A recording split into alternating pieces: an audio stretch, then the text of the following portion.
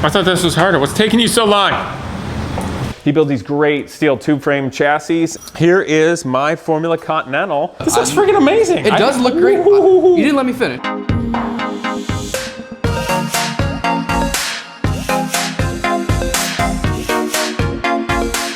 What's up, people? So we're back today with some of the car builds. We got the Prototipo Genius Garage, we got my little Formula car, and a new body. Two of those cars just got painted. I want to show them to you, but I'm kind of excited about a surprise, so come on and check it out. Naturally, we got all the builds going on, well, my stuff, you know, and then there's the Genius Garage Corvette sitting waiting for next year when students want to do some stuff and learn. I got my 944, doing some work on that, but I was excited about the body work that came in, got painted. But also, I got something really neat. Come on in here and take a look. Look at this. It's a really pretty shape, isn't it? This is a body that traces its lineage back to the Chevron B16, which was a gorgeous little sports racing car with a 2-liter engine, 4-cylinder, way back in the day. If you go back there and down low, you can kind of see it. But same basic body form and shape as the Lola T70 Mark IIIB or the Porsche 917, which frankly were two of the most beautiful cars in all of sports racing history. Now, I kind of said that wrong because the Chevron was equally as pretty, and in many ways even prettier than those cars, and certainly had its place in history. So this is made out of fiberglass. It's a little tired, but big thank you to Chris Ardern with Ardern Cars. If you guys remember the video from prior, he has the cool business doing replicas and such. So he builds these great steel tube frame chassis, and customers can hang on like a Ford GT40 body or a T70 or whatever you want. So that's going to be coming up more. But boom, here is my Formula Continental. It's got a fresh coat of red single stage on it.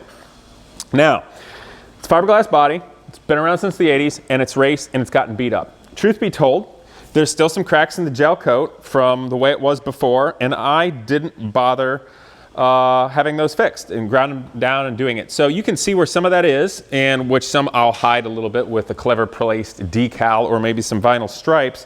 But I wanted to show you this because this build series, I did kind of the cheap way to actually go real road racing, because this is a car that I bought for $8,000 and should be able to fix it up and have it running in a good car for about 10. And I wanted to show it to you because this thing, a lap mid-Ohio, with similar lap times, is a Ferrari Challenge car for 10,000 bucks. And it's a really cool Formula car, open wheel car, with a proper H pattern still. Now the paint, there's a special story behind that, which I'm not gonna reference just yet, but there's a pretty amazing shop up in the Detroit area that I talked to, and they are currently working on and going to be painting the Genius Garage Lycan Hypersport build from this year. So that was the big thing. So I'm really excited to see how that comes up. We're going to show it in another thing.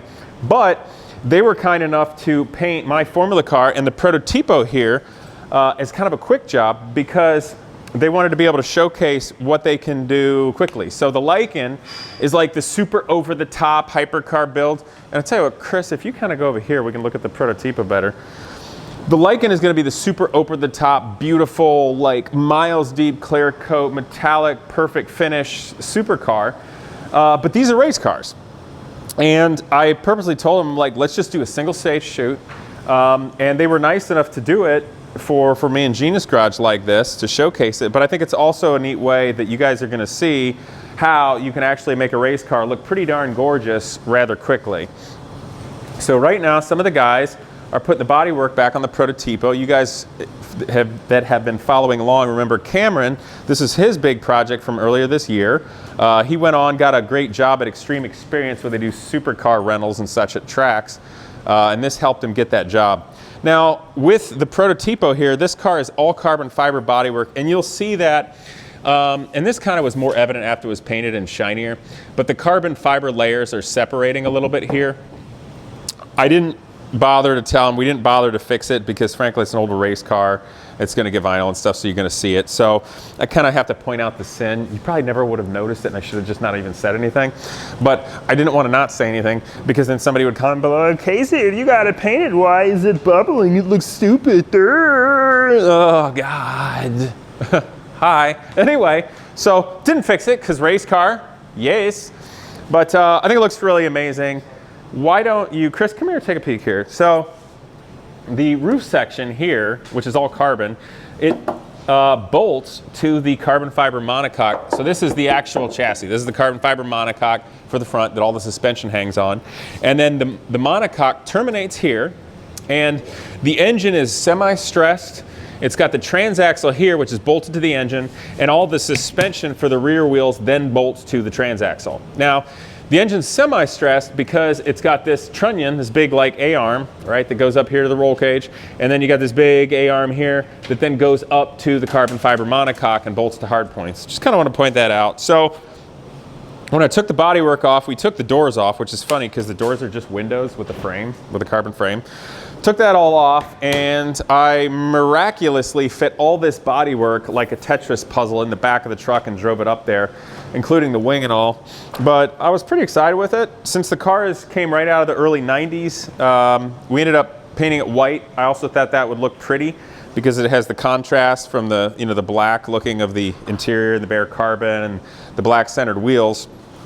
And the guys are doing that right now. I'll tell you what, if you go over here, Chris, I got something else I can show you. Excuse me.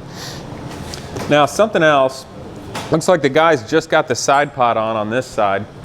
So it bolts to the carbon monocoque, you can see this, and it's got the big aluminum, they're kind of like a washer with a countersink. They also typically use these on racing go-kart seats, which let me show you that on a seat. So right over here is old Project Cheapo, which I guess I'm a big liar. This doesn't have those. It was Project Cheapo, so it just has big fender washers with a button. So never mind, poor Project Cheapo, didn't get better stuff. So this bodywork here, it was shot, obviously this is carbon fiber and carbon fiber here. Now if you look at the intake, it was painted black on the inside because it's frankly hard to shoot the nice white and make it look really good in there. And it's a nice contrast.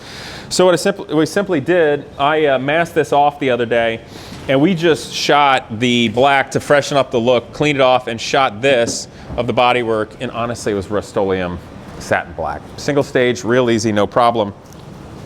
The guys just cleaned up the radiator a little bit there, and when they're putting it on, Chris, maybe do you want to watch them put it on? So you guys, what's the trick to doing this? Just somebody holds the radiator up, gotta slide it underneath, and then you just gotta watch the front. Aaron, do you want me to hold the nose up? No, it's fine. It doesn't. You're okay? yeah. Should be good. Yeah. You just gotta kind of pop it down in. Be careful not to get your hand in the fins. That's it, huh? Yeah, that's it. And then you throw the bolts in the top and then you throw the bottom. I thought this was harder. What's taking you so long? Just kidding. The internet's gonna hate me now for saying that. Oh, yeah. I don't like Casey. He's mean. It's called a sense of humor. Find one. Do you guys like the white? Yes. I didn't think I was going to. Oh wait, you were all disappointed because we didn't paint it black. Yeah, I wanted it black, but Why'd you want it black? I think it would look really sleek black. But This looks freaking amazing. It does look great. You didn't let me finish. Oh, I'm sorry. I just got excited. Once I saw the white in person, I saw a picture and I was like, yeah, it looks all right. It didn't look bad. Once I see it now, I really like it. I really like the white now. I thought the contrast would make it pop. You know, with like the black tires and black wheels and stuff.